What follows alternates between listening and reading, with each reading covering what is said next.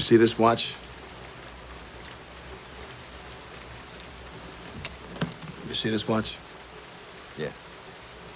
That watch costs more than your car. I made $970,000 last year. How much you make? Step right up, ladies and gentlemen. These scenes will clean your teeth and comb your hair. What's your name? You! That's my name. You know why, mister? Because you drove a Hyundai to get here tonight. I drove an $80,000 BMW. That's my name. Welcome to WatchMojo.com. You call yourself a salesman, you son of a bitch? And today we're counting down our picks for the top 10 sales scenes and pitches from movies. Only one thing counts in this life. Get them to sign on the line which is dotted. For this list, we're looking at the most magnificent, memorable, or convincing big screen scenes about the art of making a deal. You know what it takes to sell real estate? It takes brass balls to sell real estate. The characters involved should be making a sale or being sold to. They're sitting out there waiting to give you their money. Are you gonna take it? Are you man enough to take it? The films the scenes are from don't necessarily need to be about sales pitches, You don't like it? Leave. though that certainly helps. Put that coffee down.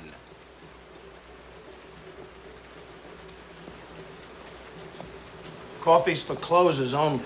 So without further ado, let's close this deal. I can go out there tonight. The materials you got make myself $15,000. Tonight, in 2 hours, can you? Number 10, The Jericho, Iron Man. They say the best weapon is one you never have to fire. I respectfully disagree.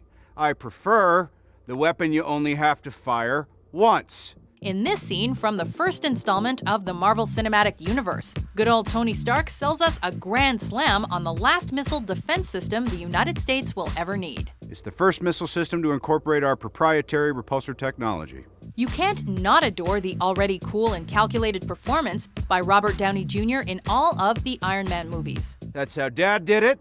That's how America does it. And it's worked out pretty well so far. But if you stick him in front of an explosive blast and he remains cool, calm, and collected as he does here, then you've sold your movie already. For your consideration, the Jericho. As the dust settles on the closing deal, Tony even throws in a nice perk for his military customers. Now that's class. I'll be throwing one of these in with every purchase of $500 million or more. It's a piece. Number 9, Jerry Lundegaard, car salesman, Fargo. We sat right here in this room and went over this and over this. Yeah, but that true code. Planning the kidnapping of your wife is hard enough, but it's especially so when you have to deal with angry clients on the side. You're sitting there, you're talking in circles, you're talking like we didn't go over this already. Sometimes the best way to get around a sale is simply to lie right into your customer's face, especially when you're sneaking your way to get them to buy True Coat for their cars. All right, I'm not saying I didn't. So remember, kids, the next time you try to sell something to your client that he doesn't want, knock off $100 and get them to buy it anyway. He never done this before. But seeing as it's special circumstances and all, he says I can knock $100 off that true coat. Oh, and be prepared to get called a liar in a rather mean fashion. You lied to me, Mr. Lundgaard. You're a bald-faced liar. Bucky, please. A f***ing liar. Bucky, please. Where's my goddamn checkbook? Let's get this over with. Number 8, The Necklace, Love Actually. Looking for anything in particular, sir? What's better than a slow shopkeeper in a bustling jewelry store? Would you like it gift wrapped? Yes, all right. Lovely. This scene features an overtly polite and classy performance by England's own crown jewel, Rowan Atkinson. Look, could we be quite quick? Certainly, sir. Ready in the flashiest of flashes. Insisting that Alan Rickman's haste has been noted, Atkinson's character carefully and meticulously wraps the necklace he's trying to hide from his wife in an array of bizarre and extreme methods.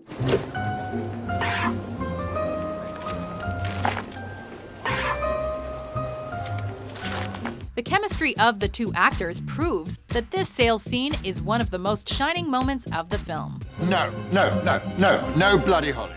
But, sir, Leave it, just leave it. Number 7, Han Solo's Millennium Falcon, Star Wars Episode 4, A New Hope. Han Solo, I'm captain of the Millennium Falcon. Amid this wretched hive of scum and villainy lays one of the greatest star pilots in Star Wars, and one of the best barterers too. Fast ship. You've never heard of the Millennium Falcon? Should I have? Haggling their way to a ride out of Mos Eisley, Han Solo pitches the Falcon as the fastest in the galaxy, making the Kessel Run in under 12 parsecs. It's the ship that made the Kessel Run in less than 12 parsecs. Impressive, we think. A handy salesman as well as a smuggler, Han Solo thus proves himself as a negotiator as well as a star pilot here. I've outrun Imperial starships. Not the local bulk cruisers, mind you. I'm talking about the big Carillion ships now. Number 6, closing the sale, Boiler Room. Hi, Dr. Jacobs. This is Chris Marlin over at JT Marlin. The rightful predecessor to a certain Martin Scorsese film, I'm not leaving! smartly uses Vin Diesel's voice to its full potential by having him act as a stockbroker in this 2000 crime drama. That's great, Doc, if you want to miss yet another opportunity here and watch your colleagues get rich doing clinical trials. And don't buy a share and hang up the phone. With the eyes of every employee on his grandeur of a pitch, Diesel schools the entire office with his charming yet heroic-sounding voice. Well, hold on a second now. I didn't say that. I just want to talk about it some more. Honestly, Doc, I don't have the time. This stock is blowing up right now. The whole firm's going nuts. Hold on, let me open up the door to my office. Giovanni Ribisi looks thrilled by Diesel's performance. Ironic, considering that the two met a couple of years previously in Saving Private Ryan. But there wasn't much in the way of sales going on in that film. I can't walk you through this right now. I'm sorry.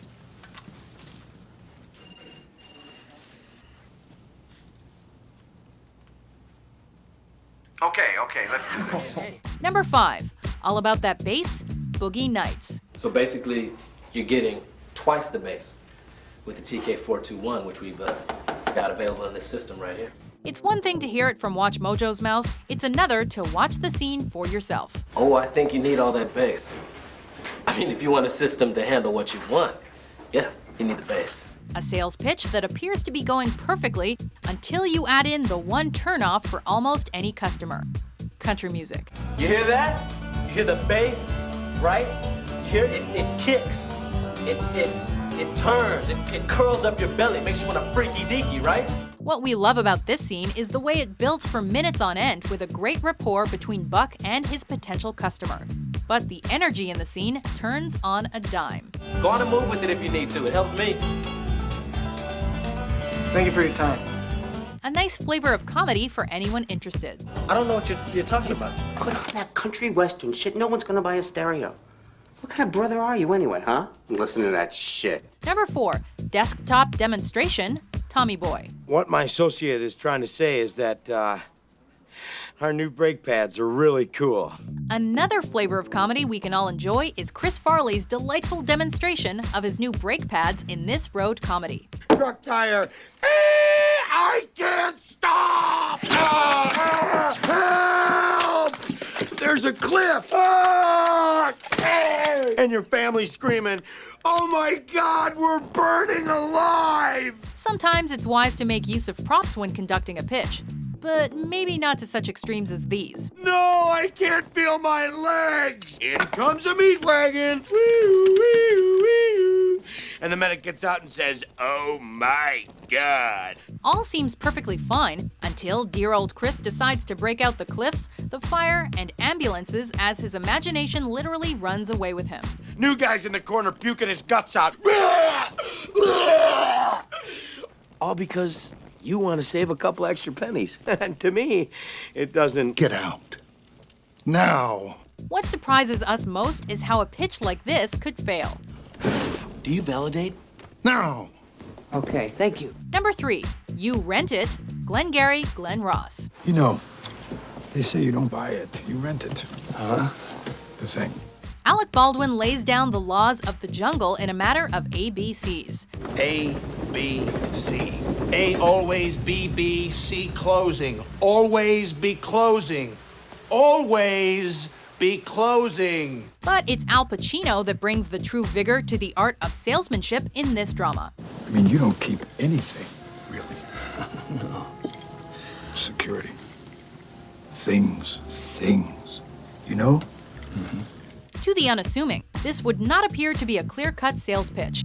But that's because Pacino entices us to learn more about what he's talking about before pulling the trigger on the real estate sale right at the end. Stocks, bonds, objects of art, real estate. What are they? An opportunity. To what? To make money? Perhaps. To lose money? Perhaps.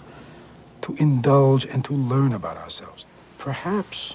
The pacing is more key than anything else in this scene, as Pacino frames the sale as an opportunity rather than a standard purchase. Look at this. What is this? This is a piece of land. Listen to what I'm going to tell you now. Number 2, Stratton Oakmont training, The Wolf of Wall Street. You give me one shot here on a blue chip stock like Kodak. And believe me, Kevin, the only problem you're gonna have is that you didn't buy more. Leave it to Leo DiCaprio to teach us how to be Captain Ahab catching whales. Excellent choice. Schooling his associates to be hot and primed stockbrokers, Jordan Belfort demonstrates his talent in a perfect sales pitch while mocking every response that comes his way. Sound fair enough? Though his performance throughout the film did not land him an Oscar, his sales tactics and demeanor, especially here, have become almost akin to cult-like inspiration to any would-be future salesman types. Sound fair enough? Before we unveil our top pick, Oh, have I got your attention now? here are a few honorable mentions. To the man with the exceptional beard and his unexceptional It's a bit nipply out. I mean nippy out. What did I say, nipple? Can you be here in 20 minutes? 20 minutes, absolutely. Just had someone cancel. Come now. I can give you a few minutes before the 49ers. Monday Night Football, buddy. Yes, sir. Thank you very much. See you soon. Bye-bye. Okay, see? See, now you found yourself. You was looking for here now, see? Today's forecast, dark and cloudy, and chance of drive-by. How many car salesmen talk about their work, huh? How many cigarette salesmen? Both their products kill more people every year than mine. At least mine has a safety switch. The only thing the road cares about is that you pay to visit once in a while. Nike. No games, just sports. Number 1, buying guns, Taxi Driver. Hey, Travis, this here's Easy Andy. He's a traveling salesman. How you doing, Travis? This is the moment that puts sales scenes on the map as potential dramatic winners. You got a 44 Magnum? It's an expensive weapon. It's all right, I got money. It's a real monster. Robert De Niro remains almost completely silent for its duration, as he calculates every word his salesman, Easy Andy, is saying. There you go. It's a premium high resale weapon.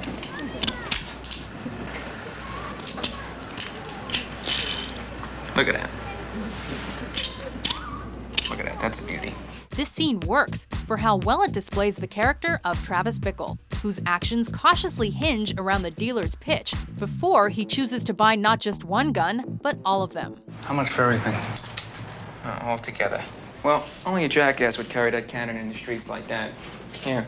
When writing this film, Paul Schrader kept a loaded gun on his desk for inspiration. We can only assume they motivated him to plot out this fantastic scene. How about dope? Grass, hash, coke, mescaline, downers, nebutyl, tunol, chloral hydrates. How about uppers, amphetamines? No, I'm not interested in that stuff. Do you agree with our list? Where did you learn your trade, you stupid you idiot? Whoever told you that you could work with men? What movie sales pitches have got your money? Nice guy? I don't give a shit. Good father?